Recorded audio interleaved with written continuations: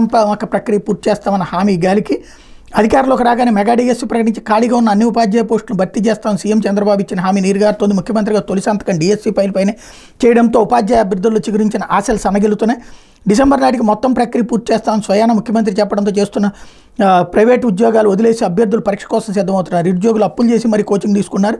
ఈ పరిస్థితుల్లో ప్రభుత్వం టెట్ షెడ్యూల్ మార్చడం వారికి ఆందోళన కలిగిస్తోంది అన్నటువంటి వార్తని హైలైట్ చేశారు.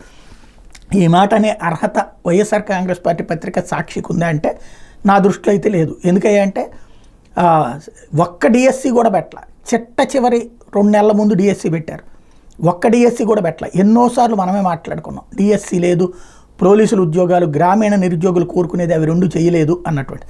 నిన్న కాక మొన్న వచ్చినటువంటి ప్రభుత్వం ఒక నెల అటు ఇటు అవుతుంది కాబట్టి నోటిఫికేషన్ అయితే ఇచ్చేయడానికి ప్రిపేర్ అయింది కదా, ఓవరాల్గా అయితే జరగబోతోంది కదా, దాన్ని తప్పుడు ప్రచారం చేయాల్సిన అవసరం ఏముంది? 5 ఏళ్ళు చేయలేనటువంటి వాళ్ళు నెలలో చేయలేదన్నటువంటి రచ్చ చేసేటటువంటి ప్రయత్నం చేస్తున్నారు. కాకపోతే బీమా పేరుతో భారం